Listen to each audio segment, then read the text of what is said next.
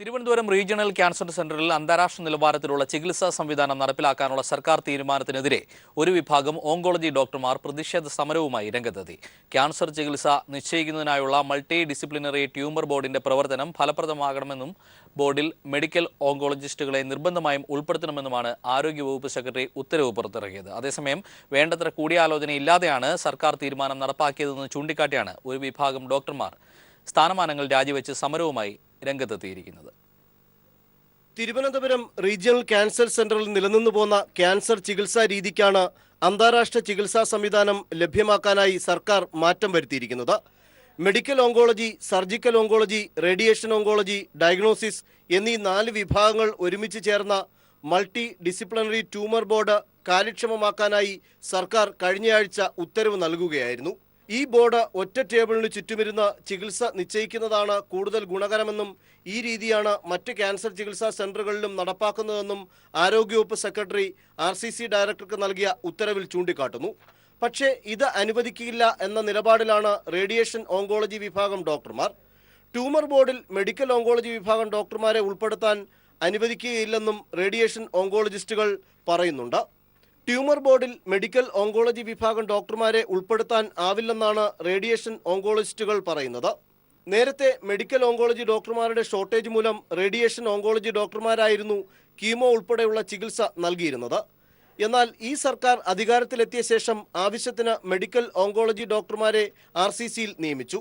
ഈ സാഹചര്യത്തിലാണ് tumour board ശക്തമാക്കാനായി സർക്കാർ ഉത്തരവ് നൽകിയത്. വസ്തുതകൾ ഇതായിരിക്കെ ഡോക്ടർമാർ തമ്മിലുള്ള ഈഗോ പ്രശ്നം ചൂണ്ടിക്കാട്ടിയാണ് ഇപ്പോൾ റേഡിയേഷൻ ഓങ്കോളജി ഡോക്ടർമാർ സമരവുമായി എത്തിയിരിക്കുന്നത്. രോഗികളുടെ ചികിത്സ തടസ്സപ്പെടുത്താതെയുള്ള സമരമാണ് ഉദ്ദേശിക്കുന്നതെന്നും ഈ ഡോക്ടർമാർ പറയുന്നു. എന്നാൽ ഒരു കാരണവശാലും ഉത്തരവ് പിൻവലിക്കുകയില്ലെന്നും ഉത്തരവ് ഈ മാസം മുതൽ തന്നെ നടപ്പാക്കുമെന്നുമുള്ള നിലപാടിലാണ് ആരോഗ്യവകുപ്പ് സെക്രട്ടറിയും സർക്കാരും. ഇതിനിടെ RCC സൂപ്രണ്ട്, ഡെപ്യൂട്ടി സൂപ്രണ്ട് തുടങ്ങിയ സ്ഥാനമാനങ്ങൾ വഹിക്കുന്ന റേഡിയേഷൻ ഓങ്കോളജിസ്റ്റുകൾ തൽസ്ഥാനം രാജിവെച്ച പ്രതിഷേധം ശക്തമാക്കിയിരിക്കുകയാണ്. Sunil Arumanoor, news bureau, Thiruvananthapuram.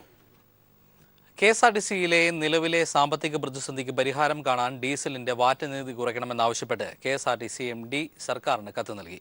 KSEBിക്കും water അതോറിറ്റിക്കും നൽകുന്ന നികുതി ഇളവ് KSRTCക്കും നൽകണമെന്നും കത്തിൽ ആവശ്യം. നികുതി ഇളവ് ലഭിച്ചാൽ പ്രതിദിനം 50 ലക്ഷം രൂപ KSRTCക്ക് ലാഭിക്കാനാകുമെന്നും കത്തിൽ വ്യക്തമാക്കുന്നു.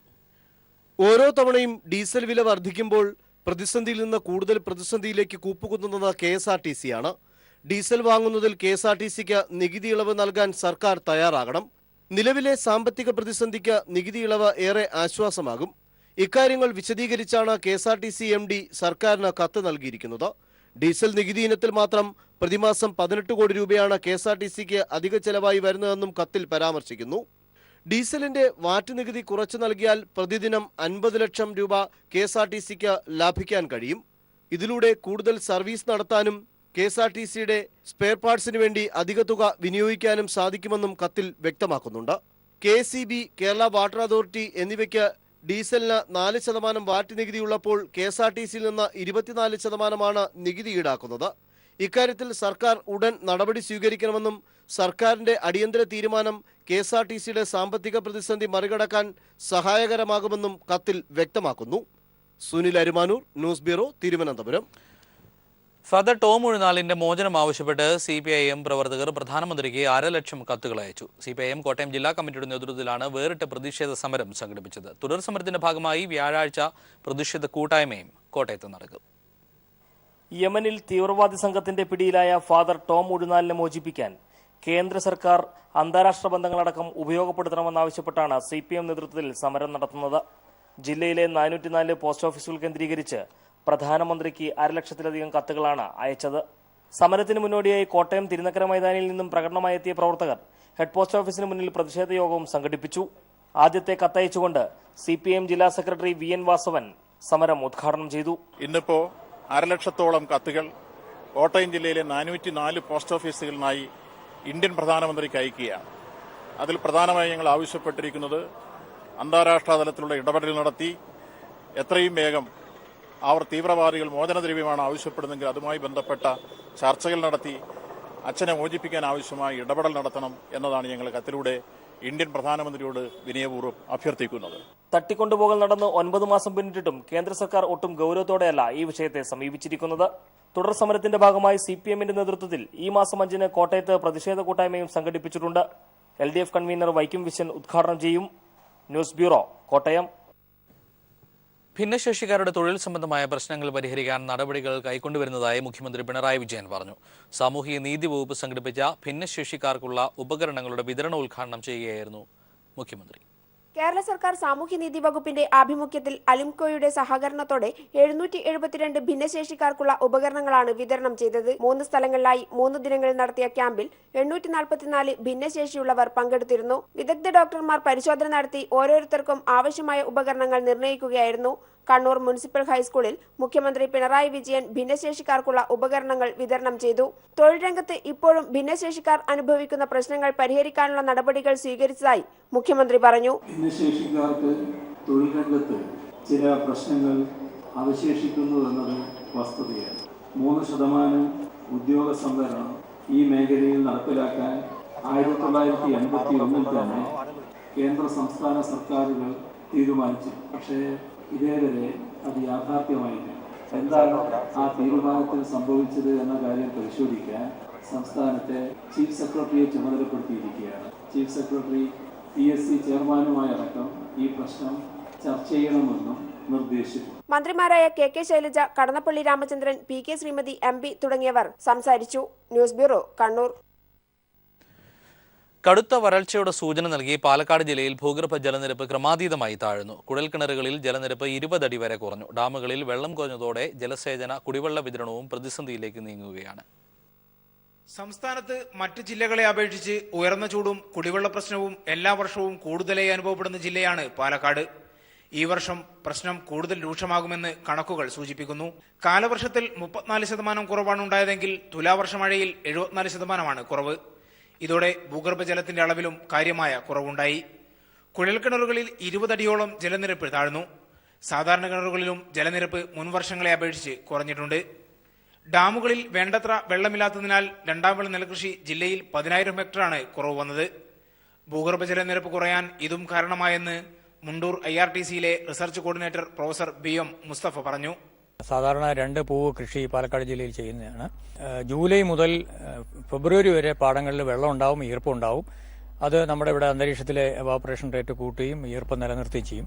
ഇപ്പോഴും ചില ദിവസങ്ങളിലൊക്കെ 35 ഡിഗ്രി വരുന്നുണ്ട്. പക്ഷെ അത് വളരെ കുറച്ച് സമയത്തേക്ക് മാത്രമാണ്.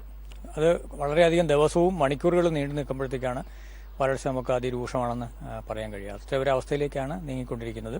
കഴിഞ്ഞ വർഷം സംസ്ഥാനത്തെ ഏറ്റവും ഉയർന്ന താപനില മലമ്പുഴയിലാണ് രേഖപ്പെടുത്തിയത്, 41 ഡിഗ്രി സെൽഷ്യസ്. ചൂട് കൂടുന്നതോടെ കുടിവെള്ളക്ഷാമം രൂക്ഷമാകും. അട്ടപ്പാടി, ചിറ്റൂർ മേഖലകളിൽ ഇപ്പോൾ തന്നെ കുടിവെള്ള പ്രശ്നമുണ്ട്. AK ലതീഷ്, പാലക്കാട്. കോട്ടയം ജില്ലയുടെ പടിഞ്ഞാറൻ മേഖലകളിലെ തെങ്ങുകളിൽ വെള്ളീച്ച ആക്രമണം രൂക്ഷം. തെങ്ങുകളുടെ നീരൂറ്റുന്ന സ്പൈറലിംഗ് വൈറ്റ് ഫ്ലൈ എന്നറിയപ്പെടുന്ന വെള്ളീച്ചകൾ കൃഷിയിടങ്ങളിലേക്കും വ്യാപിക്കുന്നു. കള്ളിച്ചെത്ത് തൊഴിലാളികളും നാളികേര കർഷകരും ഏറെ പ്രതിസന്ധിയിലാണ്. തെങ്ങോലയുടെ അകത്ത് വെള്ള നിറത്തിലാണ് ഈ പ്രാണികളെ കണ്ടുവരുന്നത്. ഇവ തെങ്ങിന്റെ നീര് ഊറ്റി കുടിക്കും. കള്ള് ചെത്തുന്ന തെങ്ങിന് വെള്ളീച്ച ശല്യം ബാധിച്ചാൽ കള്ളിന്റെയും നാളികേരത്തിന്റെയും ഉൽപാദനത്തിനും തിരിച്ചടിയാകുമെന്ന് ചെത്തുതൊഴിലാളികൾ പറയുന്നു. ഈ തെങ്ങ് പുതിയതായിട്ട് രോഗം തുടങ്ങുകയാണ്. ഇന്ന് ഈ രോഗം ബാധിച്ച തെങ്ങുകളെ ചെത്താൻ ഉപയോഗിക്കുന്നത് നേരത്തെ ലഭ്യമായിക്കൊണ്ടിരുന്ന കള്ളിന്റെ 1/3 അംശം പോലും കള്ള് കിട്ടുന്നില്ല എന്നുള്ളതാണ്. നമുക്ക് നിലവിൽ ഒരു തെങ്ങിൽ 2 ലിറ്റർ 3 ലിറ്റർ കള്ള് കിട്ടിക്കൊണ്ടിരിക്കുന്നെങ്കിൽ ഇന്നത് 1/2 ലിറ്റർ ഒരു ഗ്ലാസ് കള്ളായി മാറിക്കൊണ്ടിരിക്കും. ഞാൻ നേരത്തെ 35 ലിറ്റർ 36 ലിറ്റർ കള്ളാണെന്നുകൊണ്ട് ഞാൻ ഇപ്പോൾ അളക്കുന്നത് 11 ലിറ്റർ 12 ലിറ്റർ കള്ളാണ്. എന്റെ തൊഴിലിന് കൂലി പോലും എനിക്ക് ലഭിക്കുന്നില്ല. ജില്ലയുടെ പടിഞ്ഞാറൻ പ്രദേശങ്ങളായ കുമരകം, ഐമനം, ആർപ്പൂക്കര എന്നിവിടങ്ങളിൽ തെങ്ങിന് പുറമെ വെള്ളീച്ച ശല്യം വാഴകളിലേക്കും പച്ചക്കറികളിലേക്കും വ്യാപിച്ചിട്ടുണ്ട്. വെള്ളീച്ച ശല്യം ബാധിച്ച ഓലകളുടെയും ഇലകളുടെയും മുകൾ ഭാഗം കറുത്ത നിറത്തിലാണ് കാണപ്പെടുന്നത്. രോഗത്തെ പ്രതിരോധിക്കാൻ വേപ്പ് കീടനാശിനി തളിക്കുന്നുണ്ടെങ്കിലും വേണ്ടത്ര ഫലം ലഭിക്കുന്നില്ലെന്നാണ് കർഷകരും പറയുന്നത്. കേരളത്തിന്റെ കള്ളുചെത്ത് വ്യവസായ മേഖലയ്ക്കും നാളികേര ഉൽപാദനക്ഷമതയ്ക്കും കനത്ത തിരിച്ചടിയായിരിക്കുകയാണ് ഈ രോഗം. ഒരുപോലെ ആശങ്കയിലായിരിക്കുകയാണ് കേര കർഷകരും ചെത്തുതൊഴിലാളികളും. കോട്ടയത്ത് നിന്നും ക്യാമറാമാൻ സാംജിത്ത് ആർപ്പൂക്കരയോടൊപ്പം TP പ്രശാന്ത്. നാട്ടുവാർത്തകൾ തുടരുന്നു. കച്ചവട സിനിമകൾ മൂലം തിയേറ്ററുകൾക്ക് ഭ്രഷ്ട് കൽപ്പിച്ചിരുന്ന കലാസിനിമകൾക്ക് താൽക്കാലികമായെങ്കിലും നല്ല കാലം. സിനിമാ സമരം മൂലം വൻകിട സിനിമകൾ പ്രദർശിപ്പിക്കാതിരിക്കുമ്പോൾ ഡോക്ടർ ബിജുവിന്റെ കാട് പൂക്കും നേരം ഈ മാസം 6-30 30ഓളം തിയേറ്ററുകളിൽ പ്രദർശിപ്പിക്കും. കേരള ഫിലിം എക്സിബിറ്റേഴ്സ് ഫെഡറേഷൻ പ്രഖ്യാപിച്ച സമരത്തിനിടെയാണ് നിർമ്മാതാവ് സോഫിയ പോളിന്റെ വീക്കെൻഡ് ബ്ലോക്ക് ബസ്റ്റേഴ്സ് നിർമ്മിച്ച് പ്രശസ്ത സംവിധായകൻ ഡോക്ടർ ബിജു സംവിധാനം ചെയ്ത കാടുപൂക്കുന്ന നേരം പ്രദർശിപ്പിക്കാൻ പോകുന്നത്. നിലവിലുള്ള വ്യവസ്ഥകൾ പാലിച്ചു മാത്രമേ സിനിമ പ്രദർശിപ്പിക്കൂവെന്ന് നിർമ്മാതാവ് സോഫിയ പോൾ പീപ്പിൾ ടിവിയോട് പറഞ്ഞു. ഒരു നല്ലൊരു ഓപ്പർച്യൂണിറ്റി തന്നെയാണ്. കാരണം പിന്നെ കാടുപൂക്കുന്ന നേരം എന്ന് പറയുന്നത് ഇപ്പൊ നമ്മൾ ഇന്ത്യൻ പനോരമയിൽ വരെ സെലക്ഷൻ കഴിഞ്ഞ മൂവിയാണ്. അപ്പോൾ അതിനെക്കുറിച്ച് ഇപ്പോൾ IFFK-യിൽ പോലും ഒരുപാട് നല്ല അഭിപ്രായങ്ങളാണ്. നമുക്ക് ഫുൾ 3 ഷോസ് ആണ് നടത്തിയത്. ഫുള്ളി പാക്ഡ് ആയിരുന്നു. അപ്പോൾ ഇപ്പം നോക്കിയപ്പോൾ ഇതിൻ്റെ ഒരു റൈറ്റ് ടൈമാണ്. വേറെ മൂവീസ് ഒന്നുമില്ല. നമ്മളായിട്ട് എന്തിനാ പുറകോട്ട് നിൽക്കുന്നത്? നമ്മളുടെ മൂവി റിലീസ് ചെയ്യുക, കിട്ടുന്ന മാക്സിമം സെന്റേഴ്സിൽ ഇത് റിലീസ് ചെയ്യുക എന്ന് വിചാരിച്ചു. ഇപ്പം നമ്മൾ റിലീസ് ചെയ്യുന്നതെന്ന് പറയുന്നത് മൾട്ടിപ്ലെക്സിലും ഗവൺമെന്റ് തിയേറ്റേഴ്സിലും മാത്രമാണ്. ഫെഡറേഷനിലെ മെമ്പേഴ്സ് അല്ലാത്ത തിയേറ്റേഴ്സിലാണ് നമ്മൾ റിലീസ് ചെയ്യുന്നത്. നിലവിൽ ഉള്ള ടേംസുമായിട്ട് മുമ്പോട്ട് പോകാനാണെങ്കിൽ മാത്രമേ നമ്മൾ അവരുടെ തിയേറ്റേഴ്സിലുള്ളൂ. സിനിമാ സമരത്തിനിടെ കാടുപൂക്കുന്ന നേരം വെള്ളിത്തിരയിലെത്തിയാൽ സമരം പൊളിഞ്ഞേക്കാനുള്ള സാധ്യതയുണ്ട്.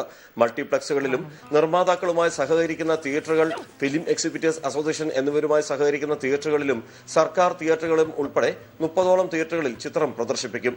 രാജ്യാന്തര ചലച്ചിത്രമേളയിൽ പ്രദർശിപ്പിച്ച ചിത്രം ഗോവ, തിരുവനന്തപുരം മേളകളിൽ പ്രത്യേക പ്രേക്ഷക ശ്രദ്ധ പിടിച്ചുപറ്റിയിരുന്നു.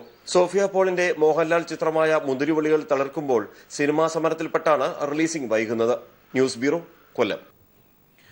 ഉപയോഗശൂന്യമെന്ന് കണ്ട് വലിച്ചെറിയുന്ന 5 ലക്ഷത്തോളം പേനകൾ ഉപയോഗിച്ച് ഒരു മനോഹര ശില്പം തയ്യാറാകുന്നു. പരിസ്ഥിതി സൗഹൃദ സന്ദേശം വിളംബരം ചെയ്യുന്ന ശില്പം ഒരുങ്ങുന്നത് കൊച്ചിയിലെ ബിനാലെ വേദിയിലാണ്. ബഷീറിയൻ സങ്കല്പമായ ഇമ്മിണി ബല്യ ഒന്നായിരിക്കും ശില്പത്തിന്റെ ആശയ മാതൃക. സമാഹരിച്ച പേനകളുമായി സംഘം ബിനാലെ വേദിയിലെത്തി. സംസ്ഥാനത്തിന്റെ വിവിധ ഭാഗങ്ങളിൽ നിന്നും സമാഹരിച്ച 5 ലക്ഷത്തോളം ഉപയോഗശൂന്യമായ പേനകളാണ് ശില്പനിർമ്മാണത്തിന് ഉപയോഗിക്കുക. കേരളത്തിൽ ഉപയോഗിച്ച് വലിച്ചെറിയുന്ന പ്ലാസ്റ്റിക് പേനകളുടെ എണ്ണം ഭയാനകമാം വിധം വലുതാണെന്ന തിരിച്ചറിവാണ് ഇവ ശേഖരിക്കാൻ സംഘാടകരെ പ്രേരിപ്പിച്ചത്. വലിച്ചെറിയുന്ന പേനകൾ സൃഷ്ടിക്കുന്ന പരിസ്ഥിതി നാശവും ചെറുതല്ല. മഷിപ്പേനയിലേക്ക് മാറുന്നതിന് പുതുതലമുറയെ പ്രേരിപ്പിക്കുകയാണ് പെൻഡ്രൈവ് ക്യാമ്പയിന്റെ ലക്ഷ്യമെന്ന് മുഖ്യ സംഘാടക ലക്ഷ്മി എൻ മേനോൻ പറഞ്ഞു. അപ്പോൾ നമ്മുടെ ഈ വറ്റിക്കൊണ്ടിരിക്കുന്ന ജലസ്രോതസ് ഇതിൻ്റെ ഇതും കൂടി കൊണ്ട് മലിനപ്പെട്ടിട്ട് അതായിരിക്കും നമ്മളൊക്കെ ഇനി കുടിക്കാൻ പോണ വെള്ളവുമല്ല. അപ്പോൾ അതിനെ എങ്ങനെയെങ്കിലും ആൾക്കാരിലേക്ക് അറിയിച്ചിട്ട് കുറച്ചുകൂടെ മഷിപ്പേന പോലത്തെ ഇതിലേക്ക് തിരിച്ചു പോകാൻ വേണ്ടിയിട്ട് ഒരു ശ്രമമാണ്. അതിനെ നമ്മൾ ക്വാണ്ടിഫൈ ചെയ്ത് കാണിച്ചില്ലെങ്കിൽ ആൾക്കാർക്ക് വിശ്വസിക്കാൻ പറ്റില്ല എത്രത്തോളം നമ്മൾ കളയുന്നുണ്ടെന്നുള്ളത്. ബഷീറിയൻ സങ്കല്പമായ ഇമ്മിണി ബല്യ ഒന്നായിരിക്കും ശില്പത്തിന്റെ ആശയമാതൃക. വിവിധ ഇടങ്ങളിൽ നിന്നും സമാഹരിച്ച പേനകളുമായി കൊച്ചി ബിനാലെ വേദിയിലെത്തിയ സംഘത്തിന് വൻ വരവേൽപ്പാണ് ലഭിച്ചത്. KJ maxi MLA, boss Krishnamachari, Riyas Komu എന്നിവർ ചേർന്ന് ശില്പനിർമ്മാണത്തിനാവശ്യമായ പേനകൾ ഏറ്റുവാങ്ങി. ആസ്പിൻ വാളിൽ മലയാളിയുടെ പരിസ്ഥിതി ബോധത്തിന്റെ പ്രതീകമായി ഇമ്മിണി ബല്യ ഒന്ന് ഇനി തലയുയർത്തി നിൽക്കും. News bureau, Kochi. പഠനത്തോടൊപ്പം ചിത്രകലയിൽ പരിശീലനം നേടുകയാണ് കാസർഗോഡ് മാലോത്ത് ഹയർ സെക്കൻഡറി സ്കൂളിലെ വിദ്യാർത്ഥികൾ. ചിത്രകലയിൽ താല്പര്യമുള്ള വിദ്യാർത്ഥികൾക്കായി പ്രത്യേക പരിശീലനമാണ് സ്കൂളിൽ നൽകി വരുന്നത്. മികച്ച എണ്ണഛായാചിത്രങ്ങൾ ഒരുക്കി വിസ്മയം തീർക്കുകയാണ് ഈ കലാപ്രതിഭകൾ. പഠനത്തിനൊപ്പം കുട്ടികൾക്ക് നൈസർഗികമായ കഴിവുകൾ വളർത്തിയെടുക്കുന്നതിനും അവസരമൊരുക്കിയാണ് Kasaragod Maloth Kasaba government higher secondary സ്കൂളിലെ അധ്യാപകരും രക്ഷിതാക്കളും. ചിത്രകലയിൽ താല്പര്യമുള്ള 30ഓളം വിദ്യാർത്ഥികൾക്ക് ഇതിന്റെ ഭാഗമായി നൽകിയ 3 മാസത്തെ പ്രത്യേക പരിശീലനം നല്ല ഫലം ഉളവാക്കി. നല്ല ചിത്രകാരന്മാരും ചിത്രകാരികളും സ്കൂളിന് സ്വന്തമായി കഴിഞ്ഞു. വിവിധ പ്രകൃതി ദൃശ്യങ്ങൾ എണ്ണച്ചായ ചിത്രങ്ങളായി രൂപപ്പെടുത്തുവാൻ ഇവർക്ക് സാധിച്ചു. ചിത്രകല ഒരു തൊഴിലായി സ്വീകരിക്കുവാൻ പോലും ഈ വിദ്യാർത്ഥികൾ ഇപ്പോൾ സന്നദ്ധരാണ്. ആദ്യം ഞങ്ങൾ പറഞ്ഞു സാറിന് ഞങ്ങൾക്ക് ഇതിനെപ്പറ്റി ഒന്നും അറിയത്തില്ലായിരുന്നു. പിന്നെ സാറ് പറഞ്ഞു അത് സാരില്ല, നിങ്ങൾ വരയ്ക്കുക, തെറ്റായാലും ശരിയായാലും കുഴപ്പമില്ലാന്ന്. പിന്നെ ഞങ്ങൾക്ക് അതിലൂടെ ഒരു പ്രചോദനം വെച്ച് വരച്ചപ്പോൾ അതിലുള്ള എല്ലാ കഴിവ് ഞങ്ങൾക്ക് മനസ്സിലാവാൻ സാധിച്ചു. പിന്നെ ഇക്കൊല്ലമാണ് എനിക്ക് ഇതിലോട്ട് എത്താൻ വേണ്ടി സാധിച്ചത്. എനിക്ക് നല്ലപോലെ ആത്മവിശ്വാസം ഉണ്ട്. അതിന് സാറാ കൂടുതൽ പ്രചോദനം. ചിത്രകലയിൽ പരിശീലനം നൽകിയത് ഈ സ്കൂളിലെ അധ്യാപകൻ ജോസഫ് ഫ്രാൻസിസ് ആണ്. ഇപ്പം ഒരു 30ഓളം ചിത്രങ്ങൾ ഇവിടെ പൂർത്തിയായി. ഇനിയും കുട്ടികൾ സാർ ഞങ്ങൾ വരട്ടെ, ഞങ്ങളെയും കൂടെ ഇതിനകത്ത് ഉൾപ്പെടുത്തുമെന്ന് ചോദിച്ച പല ഡിവിഷനുകളിലും കുട്ടികളെ ഉൾപ്പെടുത്താനാവാതെ നിൽക്കുകയാണ്. കാരണം കുറച്ച് സമയമല്ലേ കുട്ടികൾക്ക് കിട്ടുന്നുള്ളൂ. ഒരു വർക്ക് തീരണമെങ്കിൽ 1-1.5-2 ദിവസം വേണ്ടി വരും. അത്രയും മണിക്കൂറുകൾ വേണ്ടി വരും. അപ്പോൾ അത്രയധികം ഒരു കുട്ടി ഒരു ചിത്രത്തിൻ്റെ പിന്നിൽ വർക്ക് ചെയ്യുമ്പോൾ വളരെ നാളുകൾ കൊണ്ട് കൂടുതൽ ചിത്രങ്ങളാവുള്ളൂ. ബ്രഷും ക്യാൻവാസും ചായക്കൂട്ടുകളും നൽകാൻ പ്രിൻസിപ്പളും ഹെഡ്മിസ്ട്രസും സ്റ്റാഫ് അംഗങ്ങളും രക്ഷിതാക്കളും തയ്യാറായി. ചിത്രകലയിൽ കൂടുതൽ പരിശീലനം നേടുകയാണ് ഇനി ഇവരുടെ ലക്ഷ്യം. കൂടുതൽ വിദ്യാർത്ഥികൾക്ക് പരിശീലനം നൽകുവാനും സ്കൂൾ അധികൃതർ തീരുമാനിച്ചിട്ടുണ്ട്. News bureau, Kasaragod. Thiruvananthapuram medical college ക്യാമ്പസിൽ ഈ മാസം 3-ന് ആരംഭിക്കുന്ന ആരോഗ്യ വിദ്യാഭ്യാസ കലാവിന്യാസമായ മെഡെക്സ് 2017 അവസാനഘട്ട ഒരുക്കങ്ങൾ തകൃതിയാകുന്നു. 2.25 ലക്ഷം ചതുരശ്ര അടിയിൽ ആധുനിക സാങ്കേതിക വിദ്യയുടെ സഹായത്തോടെ ഒരുക്കുന്ന മെഡിക്കൽ എക്സിബിഷന്റെ ഉദ്ഘാടനം മുഖ്യമന്ത്രി പിണറായി വിജയൻ നിർവഹിക്കും. ഒരു മാസം നീളുന്ന മെഡെക്സ് ആരോഗ്യ കേരളത്തിന്റെ ആധുനിക വൈദ്യശാസ്ത്ര മുഖമുദ്രയായി മാറുമെന്ന പ്രതീക്ഷയിലാണ് സംഘാടകർ. തിരുവനന്തപുരം മെഡിക്കൽ കോളേജിന്റെ 65-ാം വാർഷികത്തോടനുബന്ധിച്ച് ആരോഗ്യ സർവകലാശാല വിദ്യാർത്ഥി യൂണിയനും തിരുവനന്തപുരം മെഡിക്കൽ കോളേജും സംയുക്തമായാണ് ഗ്ലോബൽ മെഡിക്കൽ എക്സിബിഷൻ മെഡെക്സ് 2017 ഒരുക്കുന്നത്. ഈ മാസം 3-ന് ആരംഭിച്ച് 31-ന് അവസാനിക്കുന്ന ആരോഗ്യ വിദ്യാഭ്യാസ കലാവിന്യാസത്തിന്റെ ഒരുക്കങ്ങൾ അവസാന ഘട്ടത്തിലാണ്. തിരുവനന്തപുരം മെഡിക്കൽ കോളേജിലെ 54 വിഭാഗങ്ങളും Sree Chitra medical centre, RCC, Rajiv Gandhi institute, government dental college എന്നിവരും മെഡെക്സിൽ അണിനിരക്കും. ജീവന്റെ തുടക്കം, മരുന്നുകളുടെ ചരിത്രം, ശരീരത്തിലെ അവയവങ്ങളും പ്രവർത്തനവും എന്നിങ്ങനെയാണ് പ്രദർശനത്തിലെ ആദ്യ നിര. അനാട്ടമി, പത്തോളജി, ഫോറൻസിക് വിഭാഗങ്ങൾ, കമ്മ്യൂണിക്കേറ്റീവ് മെഡിസിൻ തുടങ്ങിയവയൊക്കെ വ്യത്യസ്തങ്ങളായ വിസ്മയ ശാസ്ത്ര കാഴ്ചകളാണ് എക്സിബിഷനിൽ സമ്മാനിക്കുന്നത്. Virtual reality, live surgery, time machine, eyeball, അന്നനാളത്തിലൂടെയുള്ള യാത്ര എന്നിങ്ങനെ പോകുന്നു ശാസ്ത്ര വിഭവങ്ങൾ വേറെ. മെഡെക്സ് 2017 സംഘാടക സമിതി secretary doctor Joby John. From the cell to brain, cell മുതൽ ബ്രെയിൻ വരെയുള്ള ഒരു യാത്രാ വിവരണം പോലെ ഒരു ട്രാവലോഗായിട്ടാണ് ഇത് ചെയ്തിട്ടുള്ളത്. രാവിലെ 10 മണി മുതൽ രാത്രി 7 വരെയാണ് പ്രദർശനം. 100 രൂപ, 200 രൂപ ടിക്കറ്റുകളാണ് പ്രദർശനം കാണാനെത്തുന്നവർക്കായി നൽകുക. മനുഷ്യ ശരീരത്തിലെ വിസ്മയ കാഴ്ച എല്ലാവരിലും എത്തിക്കാനായി തിരുവനന്തപുരം മെഡിക്കൽ കോളേജിൽ എക്സിബിഷൻ തയ്യാറാവുകയാണ്. ഏതായാലും ഈ കാഴ്ചകൾ വളരെ വ്യത്യസ്തമായ രീതിയിൽ തന്നെ ആസ്വദിക്കാനായി ഇവിടേക്ക് എല്ലാവർക്കും ഒരു മാസം സമയമാണ് ഉള്ളത്. ക്യാമറാമാൻ അജിത്തിനൊപ്പം സുനിൽ അരിമാനൂർ. പ്രശസ്ത ബാവുൾ ഗായികയായ പാർവതി ബാവുളും സംഘവും അവതരിപ്പിച്ച ബാവുൾ സംഗീതം തലസ്ഥാനത്തെ സംഗീത ആസ്വാദകർക്ക് വേറിട്ട അനുഭവമായി. പനോരമ ഇവന്റ്സിന്റെ പ്രഥമ കലാസാംസ്കാരിക പരിപാടിയായാണ് ബാവുൾ സംഗീത വിരുന്ന് അരങ്ങേറിയത്. ദൃശ്യമാധ്യമ രംഗത്ത് കാൽനൂറ്റാണ്ട് പൂർത്തിയാക്കുന്ന പനോരമ കലാസാംസ്കാരിക പരിപാടികളുടെ അവതരണത്തിലേക്ക് കൂടി കടന്നിരിക്കുന്നു. പനോരമ ഇവന്റ്സിന്റെ ആദ്യ പരിപാടിയുടെ ഉദ്ഘാടനം സംവിധായകൻ അടൂർ ഗോപാലകൃഷ്ണൻ നിർവഹിച്ചു. തിരുവനന്തപുരത്ത് നടന്ന ചടങ്ങിൽ സൂര്യാകൃഷ്ണമൂർത്തി അധ്യക്ഷത വഹിച്ചു. Satheesh Babu Payyannur, doctor A Marthandapillai, doctor Harindran Nair തുടങ്ങിയവർ ചടങ്ങിൽ സംബന്ധിച്ചു. ബംഗാളിൽ നിന്നുള്ള ബാവുൾ ഗായകരെ ചടങ്ങിൽ ആദരിച്ചു. തുടർന്ന് പ്രശസ്ത ബാവുൾ ഗായികയായ പാർവതിയും സംഘവും അവതരിപ്പിച്ച ബാവുൾ സംഗീതയാനം തലസ്ഥാനത്തെ ആസ്വാദകർക്ക് വേറിട്ട അനുഭവമായി.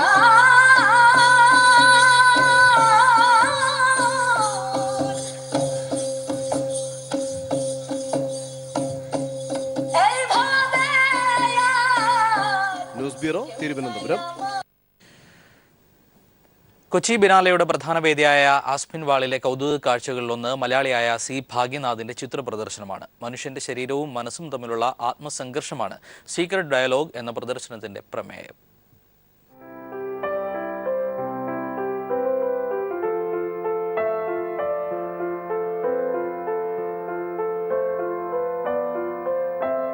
ഐതിഹ്യങ്ങളും വിശ്വാസങ്ങളും നിറഞ്ഞ നമ്മുടെ ജീവിതത്തിൽ ശരീരവും മനസ്സും തമ്മിൽ നിരന്തരം ആത്മസംഭാഷണം നടത്തുന്നുണ്ട്. ജീവിത ചുറ്റുപാടുകൾക്കനുസരിച്ച് ആത്മസംഭാഷണം പലപ്പോഴും ആത്മസംഘർഷങ്ങളായി പരിണമിക്കും. ഇത്തരം സംഭവങ്ങളെയാണ് തലശ്ശേരിയിൽ നിന്നുള്ള കലാകാരൻ സി ഭാഗ്യനാഥ് ബിനാലെ വേദിയിൽ അവതരിപ്പിച്ചിട്ടുള്ളത്. സുതാര്യ പേപ്പറുകളിലെ ചിത്രങ്ങൾ ഒന്നിനു മുകളിൽ മറ്റൊന്നായി അടുക്കിവെച്ച് ഓരോ സൃഷ്ടിയും പൂർത്തിയാക്കിയിരിക്കുന്നു. നമ്മിൽ ഒരേ സമയം പോലീസും കള്ളനുമുണ്ട് എന്നാണ് ഈ ചിത്രം സമർത്ഥിക്കുന്നത്. അകത്തുള്ള ഇമേജ് ഇന്നർ നമ്മുടെ ബോഡിക്കകത്തും മനസ്സിൻ്റെ അകത്തുള്ള ഇമേജ് എങ്ങനെ ബ്ലറായിട്ടാണ്, അത് ക്ലിയർ അല്ല. അപ്പോൾ ഈ ബ്ലർ ഇമേജ് എങ്ങനെ കൊണ്ടുവരാം? അങ്ങനെയാണ് ഞാൻ ഈ ബട്ടർ പേപ്പർ ഉപയോഗിച്ചിട്ട് ഒരു ലെയർ വെച്ച് തുടങ്ങി. ഒരു ലെയർ വെച്ചപ്പോൾ അത് സാറ്റിസ്ഫൈഡ് ആകാതെ വീണ്ടും അടുത്ത ലെയർ വെച്ച് തുടങ്ങി, പിന്നെ നെക്സ്റ്റ് ലെയർ. അപ്പോൾ ചിലതൊക്കെ ഒരു 10-20 ലെയറൊക്കെ ഉണ്ട്. അതുപോലെ അങ്ങനെ ലെയർ വെക്കുന്നതുകൊണ്ട് അതിൻ്റെ ഏറ്റവും അകന്ന ദൂരെയുള്ള ചിത്രത്തിൽ വളരെ ലൈറ്റായിട്ട് ഡ്രോയിങ് കാണുള്ളൂ. അങ്ങനെയാണ് എനിക്ക് കാണേണ്ടത്. അങ്ങനെയാണ് ഇതിൻ്റെ ഒരു പ്രോസസ്സ് വാസ്തവത്തിൽ. ഇന്ത്യയിലെ പ്രമുഖ നഗരങ്ങൾക്ക് പുറമെ ദുബായ്, ഹോങ്കോങ് തുടങ്ങിയ വിദേശ ഇടങ്ങളിലും ഭാഗ്യനാഥ് പ്രദർശനം നടത്തിയിട്ടുണ്ട്. News bureau, Kochi. എറണാകുളം വാരാപ്പുഴയിൽ അപകടത്തിൽ 4 മരണം. പുലർച്ചെ 1:30 വാരാപ്പുഴ പാലത്തിലാണ് അപകടം നടന്നത്. നിയന്ത്രണം വിട്ട ബസ് കാറിലും ബൈക്കിലും ഇടിച്ചാണ് അപകടമുണ്ടായത്. എഞ്ചിനീയറിംഗ് വിദ്യാർത്ഥികളായ അക്ഷയ്, ജിജുഷ ജാഫർ, എറണാകുളം സ്വദേശിയായ ഹരിശങ്കർ, കിരൺ എന്നിവരാണ് അപകടത്തിൽ മരിച്ചത്. പുലർച്ചെ 1:30യോടെയായിരുന്നു അപകടം. അപകടങ്ങളുടെ കാര്യത്തിൽ കുപ്രസിദ്ധി ആർജിച്ച വരാപ്പുഴ പാലത്തിൽ വെച്ചാണ് ഈ അപകടവും ഉണ്ടായത്. എറണാകുളം ഭാഗത്തേക്ക് വരികയായിരുന്ന കാറിലും ബൈക്കിലും എതിർദിശയിൽ നിയന്ത്രണം വിട്ടു വന്ന ബസ് ഇടിക്കുകയായിരുന്നു. ചാവക്കാട് അമൃത വിദ്യാലയത്തിന്റെ ബസ്സാണ് നിയന്ത്രണം വിട്ട് അപകടമുണ്ടാക്കിയത്. കാറിലുണ്ടായിരുന്ന 5 പേർ കുസാറ്റിലെ എഞ്ചിനീയറിംഗ് വിദ്യാർത്ഥികളാണ്. ഇതിൽ കോഴിക്കോട് സ്വദേശി അക്ഷയും മലപ്പുറം സ്വദേശിനി ജിജിഷയുമാണ് മരിച്ചത്. കാറിലുണ്ടായിരുന്ന മറ്റു 3 പെൺകുട്ടികളെ സാരമായ പരിക്കുകളോടെ കൊച്ചിയിലെ സ്വകാര്യ ആശുപത്രിയിൽ പ്രവേശിപ്പിച്ചു. എറണാകുളം സ്വദേശികളായ ഹരിശങ്കർ, കിരൺ എന്നിവരാണ് അപകടത്തിൽ മരിച്ച ബൈക്ക് യാത്രികർ. അപകടത്തിൽപ്പെട്ട ബൈക്ക് പൂർണ്ണമായും തകർന്നു. സ്ഥലത്ത് അപകടങ്ങൾ പതിവാണെന്ന് പ്രദേശവാസികൾ തന്നെ പറയുന്നു. ഇതിപ്പോൾ ഒരുപാട് അപകടങ്ങൾ നടന്നിട്ടുണ്ട്, ചെറുതും വലുതുമായ. ഇപ്പോൾ ഒരു 2-3 മാസം മുമ്പ് എയ്സ് അടിച്ച് മീൻ കൊണ്ടുപോയ വണ്ടി ഇടിച്ചു. അതിനകത്ത് 2 പേര് ദാരുണമായി മരണപ്പെട്ടു.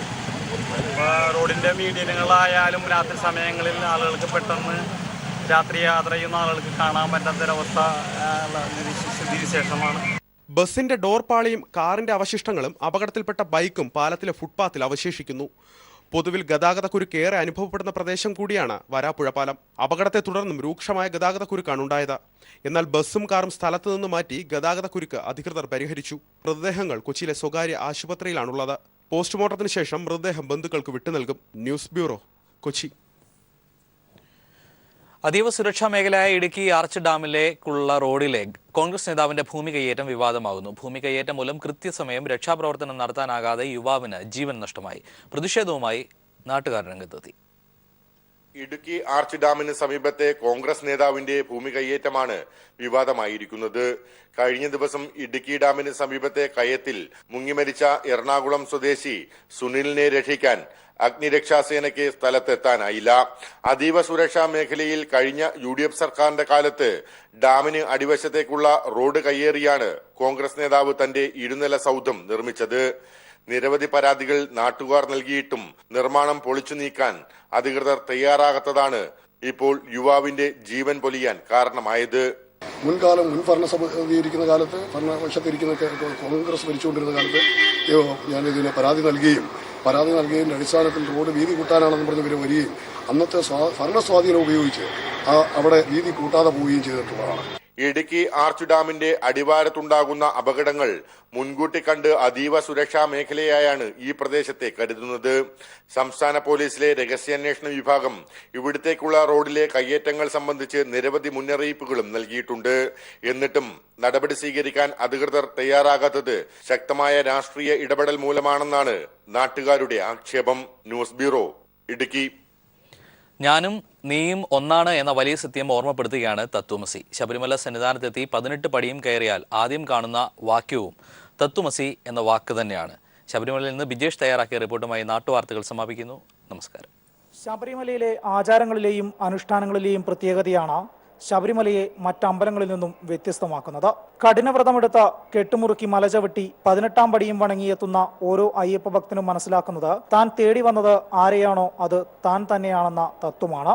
ഈ അർത്ഥം വരുന്ന തത്വമസി എന്ന വാക്യം ശ്രീകോവിലിന് മുന്നിൽ കാണുമ്പോൾ ഓരോ ഭക്തനും തിരിച്ചറിയേണ്ടതും അതുതന്നെ. ശബരിമലയിലെ ആചാരങ്ങൾ പൂർണ്ണമായും മനസ്സിലാക്കി അനുഷ്ഠിക്കുമ്പോഴാണ് അത് സാധ്യമാകുന്നതും. 41 ദിവസത്തെ വ്രതം ശുദ്ധിയോടുകൂടി വന്ന് നെയ്ത്തേങ്ങ നിറച്ചൊക്കെ ഇഴുമുടിക്കെട്ട് വേണ്ടി വരുന്ന ഭക്തൻ നെയ്യെന്ന് പറയുന്ന ആത്മാവിനെ ഭഗവാനിൽ ലയിപ്പിക്കുകയും ഭൗതിക ശരീരമായ നാളികേരമുറി ഇവിടെ ഉപേക്ഷിക്കുകയും ചെയ്തതോടുകൂടി ഭഗവാനും ഭക്തനും ഒന്നായിത്തീരുന്ന ഒരു അനുഭൂതിയിലേക്ക് എത്തിച്ചേരുന്നു. ഇതാണ് തത്വമസി എന്ന പരമ്പൊരുളിന്റെ അർത്ഥം. 18 പടിക്ക് കീഴെ നാളികേരം ഉടച്ചു വേണം ഓരോ ഭക്തനും പടി കയറാൻ. തന്റെ ഉള്ളിലെ അഹംഭാവത്തെയാണ് നാളികേരമായി സങ്കല്പിച്ച് എറിഞ്ഞുടയ്ക്കുന്നത്.